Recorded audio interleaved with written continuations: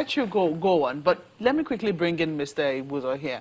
You have watched the event that happened. You have seen what transpired thereafter. We saw the statement from Senator Ovie Omagige. We also saw the statement from the Senate President, who was also out of town as at the time it happened.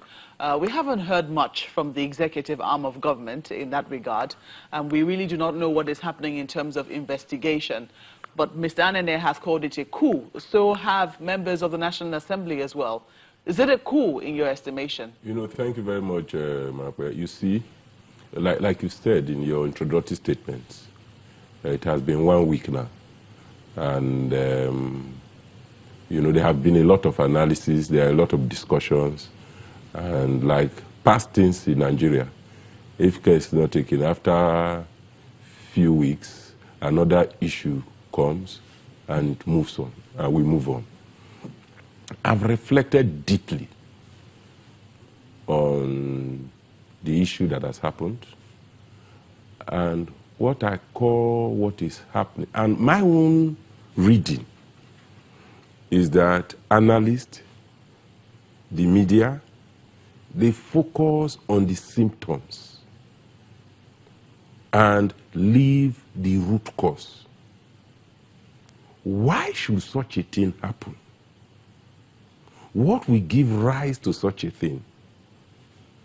Is there a pattern? Is there a trend? And what I see is a pattern, which I have called institutional tyranny.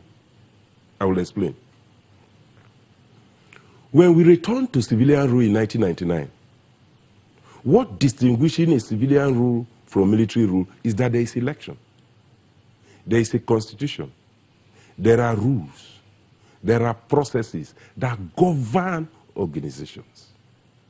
My take is that the political class in Nigeria have consistently built institutional tyranny by overlooking the constitution, which brought them to power, overlooking the laws, and overlooking regulations and guidelines. Let me give you some examples.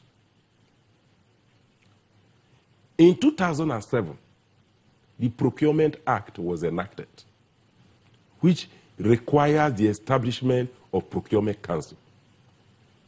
The Yaradua regime, Goodluck Jonathan, PMB, they've all ignored it till today.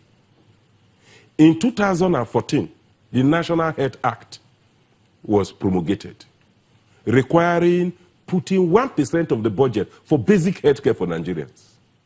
It was passed by the National Assembly. The National Assembly passed the 2015 budget, 2016 budget, 2017 budget, without regard to that. Come to the issue at stake. There are several regulations guiding. The Constitution gives clearly, at least section 68 and 67, what will make a senator to vacate a seat. And there is a plethora of judgment. Undume, Melayu, Bauchi House of Assembly, Kaduna House of Assembly, on what can lead to suspension of a senator. What happens? Even the Senate rules says that you cannot suspend a senator for more than 14 days. Then the committee will come, ignore all those rules, and suspend the senator for 181 days. And then the presiding officer, in a feat of benevolence, reduces it to 91 days. In 2007, in Delta State, we were doing elections. There were challenges on Saturday, so some places were postponed to Sunday. We were on queue on Sunday when the result was announced in Abuja. When people they say, go to court. So you are suspended for 90 days, they say, go to court. You go to court, before you finish the court process, your tenure has ended. So it's a system. In 1999, a soldier was killed. That's the first story. Some soldiers were killed in Odi. The military went there, leveled Odi. In Zaki Biam, they did the same thing. Now in Benue, it has happened. Tomorrow, a soldier dies in any community, it will happen. We are this country, there is executive tyranny, there is tyranny from the executive, there is tyranny from the legislature, there is tyranny from the court. The courts are saying that if a judicial officer commits a criminal offense, you can't prosecute. We'll just report him to Judicial Council. My sisters, my brother, in any country where you ignore justice, you ignore equity, and you ignore fair play, it's just a question of time. So if you subscribe, I mean, you have talked about institutional tyranny. If you subscribe to the rules, nobody before now had complained, in the Senate that the manner in which we are applying these rules are not the way they ought to be applied. From what we understand, Senator... Nobody has complained? People have complained. It's just that... No, just a moment. Yeah. Senator Ovie Omoagege, from what we understand, is a member of the Ethics Committee, which eventually suspended him.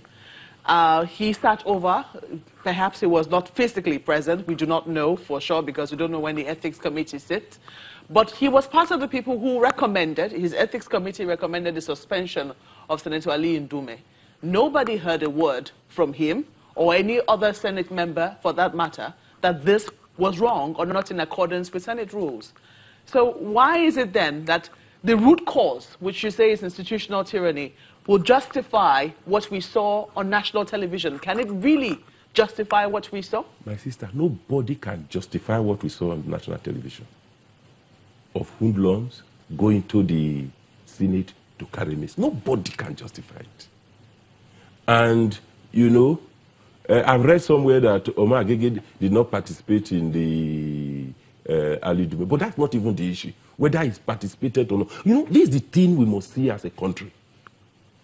Two wrongs does not make it right. The fact that they have been doing it wrongly does not mean that it should continue. This is the point I'm making. That when you do such a thing consistently, you are sowing the seed of anarchy. Do you know that today, on the social media, you see citizens with bare hands fighting law enforcement agents? This is a clarion call on all of us as a country. That if we want to live in peace and harmony, there must be tolerance. Malcolm, have you watched South African Parliament? Have you listened to Julius Malema speaking to Jacob Zuma? Have you watched the UK Parliament discussing with Theresa May and other members? There are certain values that underpin democracy. One of which is tolerance, freedom of association, freedom of expression. You can't punish somebody for expressing an opinion that is different from yours. So I'm looking at these issues from the bigger level.